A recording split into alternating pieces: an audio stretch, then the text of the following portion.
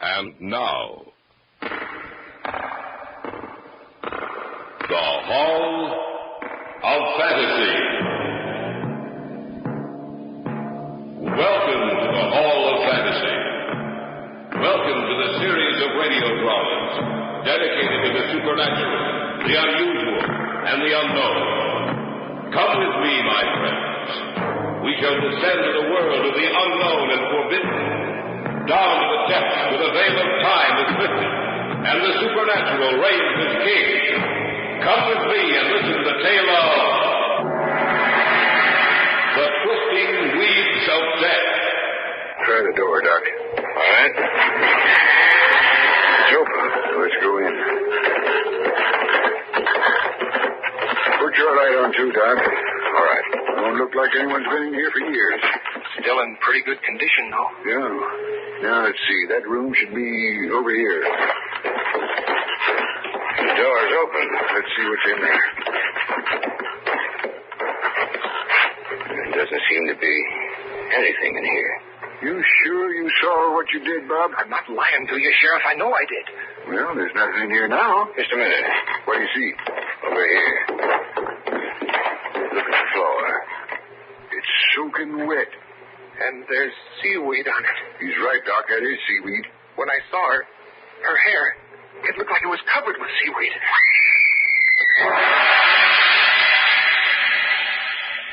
In just a moment, the Hall of Fantasy will present The Twisting Weeds of Death. And now for our story. An original tale of fantasy by Richard Thorne entitled The Twisting Weeds of Death.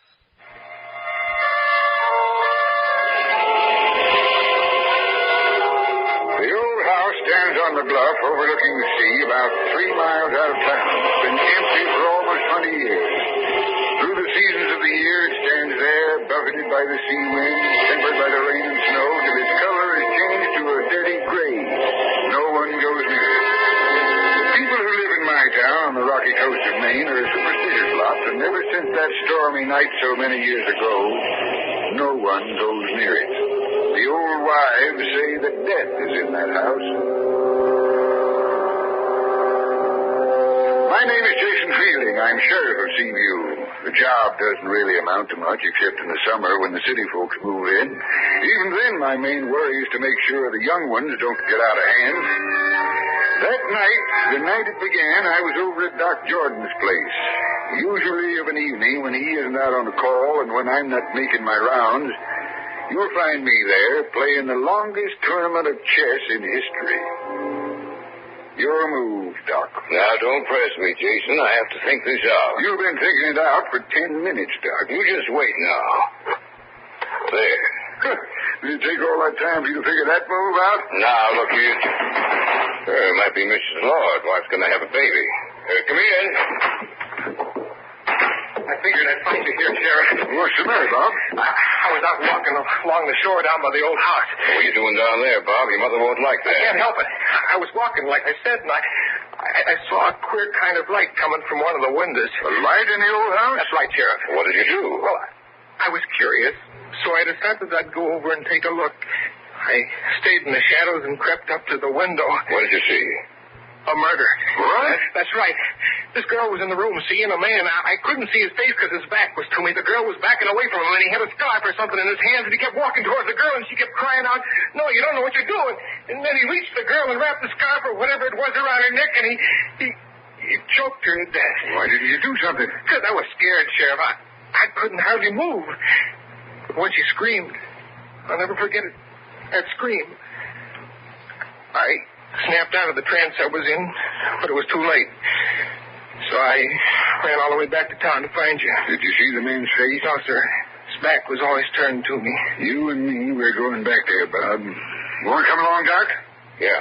There was a queer thing about that girl, Sheriff. Her hair. It looked like seaweed. That's the way it started. The three of us went out back and got into my car. It only took us a few minutes to reach the old house, even though the road leading up to it was gutted and overgrown with weeds. Bob Stanley said he saw a light burning. When we got there, everything was dark. This is good enough, I guess. I thought you said there was a light burning in the house. There was. There's no reason for it to be burning now. Come on, let's go. Right. Good thing we brought along a couple of flashlights. Listen. What's the matter? Did you hear it? Hear what? I heard a scream. I didn't hear anything. I didn't either. I'm not kidding. I heard a scream. What window was the light coming from? That one. There. Well, let's go inside. We'll take a look at it. Sure is a spooky old place. Used to be a beautiful house before. Before what? You weren't even born when that happened, Bob. Before what happened? Before the murder. You mean someone was actually killed out here a long time ago, just like tonight? That's right. Someone was killed a long time ago. Try the door, Doc. All right. It's open. Let's go in. Put your light on, too, Doc. All right. Don't look like anyone's been in here for years. Still in pretty good condition, though. Yeah. Now, let's see. That room should be over here. The door's open. Let's see what's in there. There doesn't seem to be anything in here. You sure you saw what you did, Bob? I'm not lying to you, Sheriff. I know I did. Well, there's nothing in here now. Just a minute. What do you see? Over here. Look at the floor. It's soaking wet. And there's seaweed on it. He's right, Doc. That is seaweed. When I saw her hair, it looked like it was covered with seaweed. Who was that? I don't know. It came from this room. It couldn't I have. tell you, that scream came from this room. Shine your light around, Doc. See, I told you. Couldn't have come from this room. I tell you, it did. The boy's right, Doc. It did come from this room. As far as I can see, there's no one else in here, just the three of us. If it didn't come from this room, where did it come from? And who screamed? That's what I'd like to know.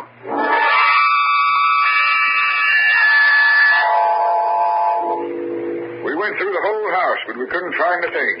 I knew Bob Stanley wasn't lying. He had seen something there in that house, but whatever it was, there was no trace of it now.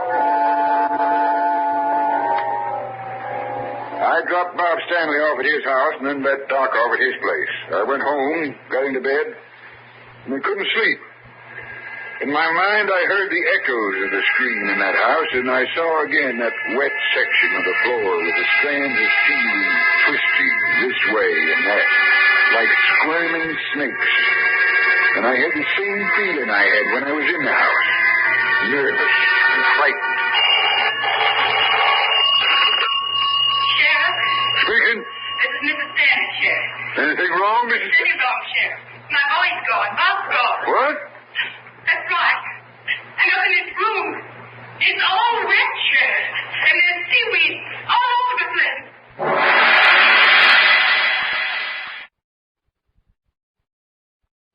Back now to our story. An original tale of fantasy by Richard Thorne entitled The Twisting Weeds of Death.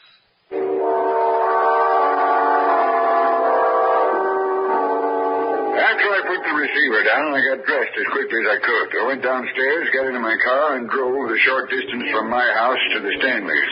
Come in, Sheriff.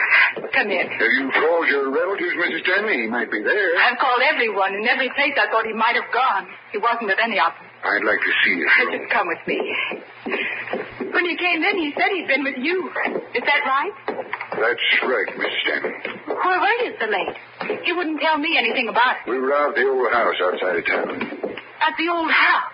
Well, what were you doing there? Bob said he saw a murder being committed out there. A murder? Do you mean he was out there alone? Yes, he came into town and got me. Will you show me his room, please? Oh, yes, of course. He's never done anything like this before. Such a nice boy. I know that, Mrs. Stanley. This is his room.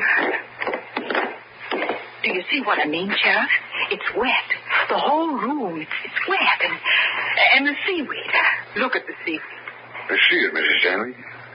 Did you hear anything tonight?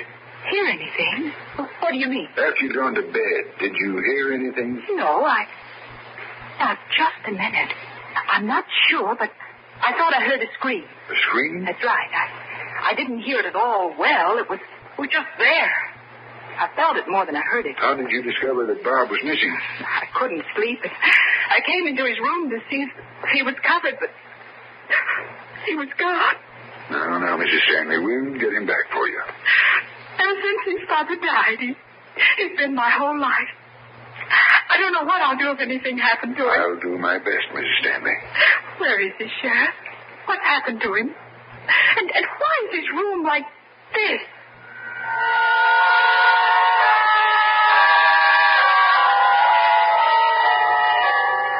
On my way to the old house, I stopped at Doc Jordan's, but he wasn't home. I figured Mrs. Lord must be having her baby. I took a gun with me because I wasn't sure what I'd find out there.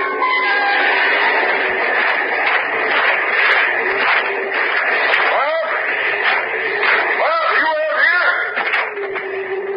Answer me, Bob. Jason, is that you? Who's calling? Doc Jordan, near the edge of the bluff. You see anything about Stanley? I found him. He's here with me, near the edge of the bluff. I'll be right with you. You all right, son? What's the matter? Like this. Looks like he passed out. And I'll give him a whiff of ammonia. That'll bring him to. Bob, boy, wake up. You got a whiff of this, son. Where'd you come from, Doc? Coming back from delivering Mrs. Lord's baby, Bob. Saw light in the old house, thought I'd stop and see what it was. And I saw you run out towards the bluff. What are you doing out here, Bob? I had to come. She made me. Who made you? The girl with the green eyes and the long, soft hair. As far as you know, yes. What's the matter? Do you think I'm crazy? She came to my house to get me tonight. Tell us about it. Well, I went to bed right after you dropped me off. I don't know how long I was asleep. But when I woke up, I can't explain. I thought there was someone or something there in the room with me. So when I looked down at the foot of the bed, there she was, standing there. She said she needed my help, and would I come with her? So I went with her. We walked out here to this old house together. She held my hand. The skin was soft, and yet it seemed wet. She was a beautiful girl. We went into the house, in the room we were in earlier tonight. Funny thing, there was a light on in there, but I didn't know where it came from. She was pointing to something, but a little terror came across her face, and she screamed, "Run! Run for your life! He's coming!" And I ran. That's when you ran out of the house, out here near the edge of the bluff. That's right. I thought I saw someone chasing me. I was afraid, I guess. So afraid I passed out. It's a good thing I found. Yes, which it was. I want you to come back to town with me, Bob. I want to show you a picture. A picture of a girl who's been missing for 20 years.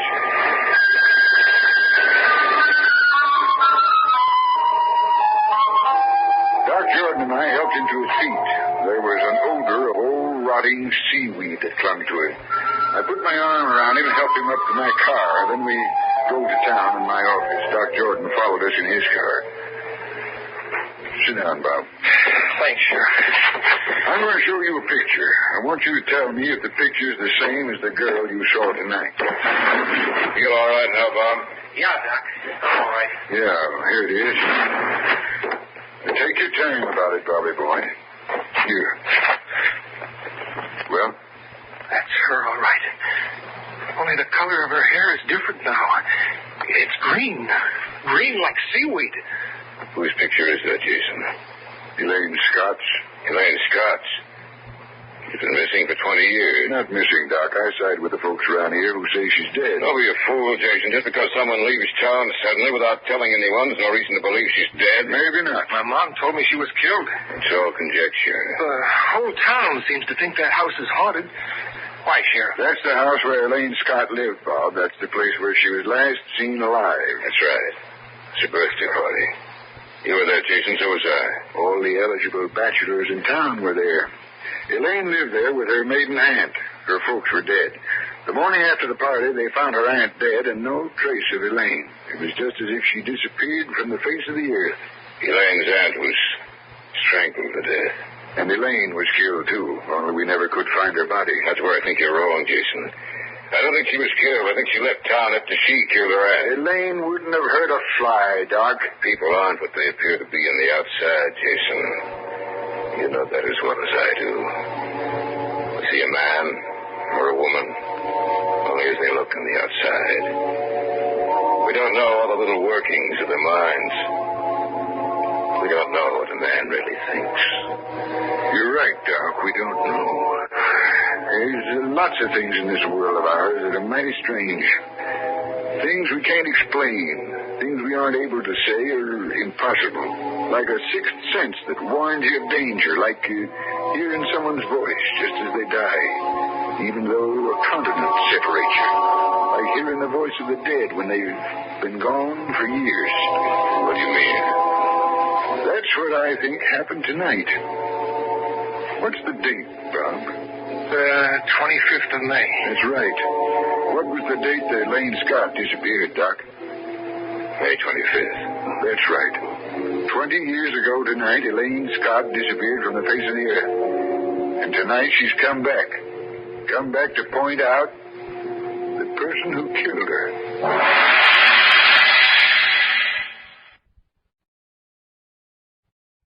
Back now to our story.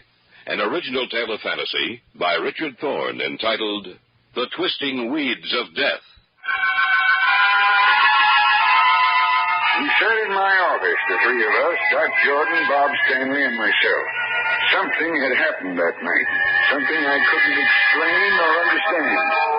For Elaine Scott, dead for 20 years, had reappeared 20 years to the night she disappeared. You don't mean to tell me, Jason, that you believe the dead can return? I believe a lot of things, Doc. People might laugh at me for saying it, but I do believe they can in one way or another. Well, what are we going to do? You said she led you into the house, Bob, and she pointed to something. Did she say anything then? No, Yes, she did. She said, this is where it happened, before we went downstairs. Before we went downstairs. You know what she was trying to tell you? She wants you to know where her body is. You sound like an ignorant fool, Jason. Maybe not. We'll see. We're going back out there, Bob. All right. You want to come along, Doc? Yes, I guess so. This time I'm going to take a gun along. What for? Handy things to have around, a gun. That's a ghost, Bob. So a gun won't do you any good, Jason. I got my reasons. Come on, let's go.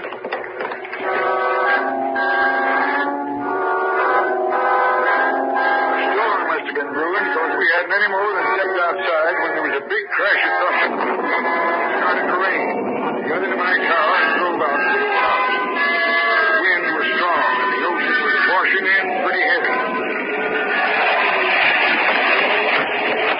Give me a flashlight, son. There's nothing to be afraid of, Doc. I don't know about that. She said before we went downstairs, isn't that right? Yes, sir. Let's go downstairs. All right. Someone's in this house. It came from that room. The same room. Do you want to go in there, Sheriff? No, we won't find anything in there now. We'll go downstairs. Here's the door that leads to the cellar. All right, open it. Why don't we go back to town and wait for morning? We're here now. We might as well go through with it. What do you expect to find down there, Jason? I don't know. Let's go. Watch your step. No one's been down here in 20 years. Stairs might be a little rickety. You see anything, Bob? No. The place is heavy with dust, cobwebs. When a house gets a reputation like this one has, it's bound to be like that. No one lives in it except spiders. You see houses like this anymore? They've all got cement on the basement floor, not earth like this one is. Doesn't seem to be anything down here, Sheriff. I think there is. I don't see anything. You can't see what we're looking for. Not now, anyway. What are you looking for, Jason? Elaine Scott's body. Elaine's body. That's right. We didn't think to look down here the day we found her aunt dead. We searched the house, of course. I even came down here and looked around, but I didn't think to check the well. What well? It's behind that door. Come on, let's take a look. What's the well doing down here? They had to have water. This house isn't connected to the water system in town. Old Mr. Scott was a pretty smart fellow. He didn't relish the idea of going out in the winter snow to draw water, so he dug the well first and then built his house over it. All right, try the door. locked. You'll have to break it in, then. You help me, Bob. Right. Together now. Be careful now. Shine your light around. Yeah. There's the well, all right. What do you expect to find? You'll see. Be careful when you lean over the top part of the well wall. Those bricks might be loose. All right, shine your lights down. The shaft is cracked in a lot of places, and it's all overgrown with weeds. Yeah. But I can make out something down there. Beneath those weeds, something white. It looks like bones. That's what they are, all right. Bones. Elaine Scott's bones. Now watch out. We better get back to those bricks.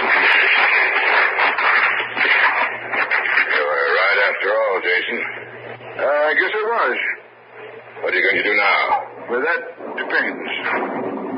On what? What happened that night, Doc?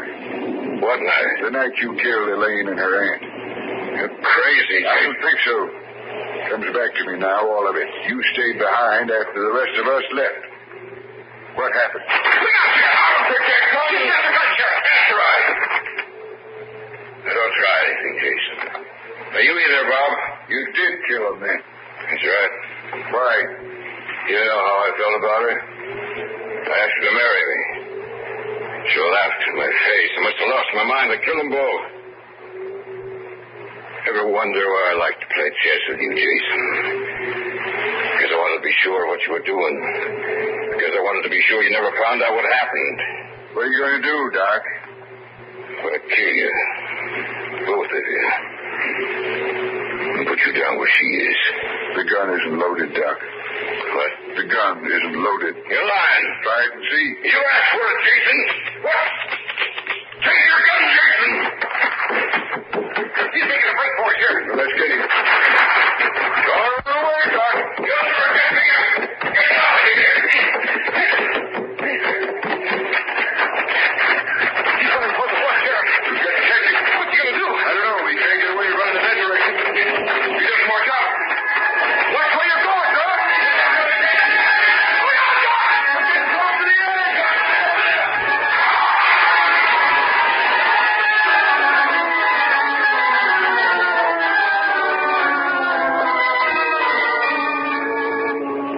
Do you see him? Yeah. Down there on the rocks. Is he still alive? After that fall? No. It's 200 feet down there to those rocks. He isn't alive. He'll come back and get him in the morning. Sheriff, Yes. the girl I saw, she wasn't real, was she? She was real, all right, Bob. You mean she came back? That's right. She came back. There's a lot of things. Oh, just a lot of them. Like I said in my office, like hearing someone's voice just as they die. Or like seeing them, as you did, after they've been gone for years. Those things can't ever be explained. Elaine Scott came back to me 20 years to the day she was murdered. To right a wrong. Now, she can rest content.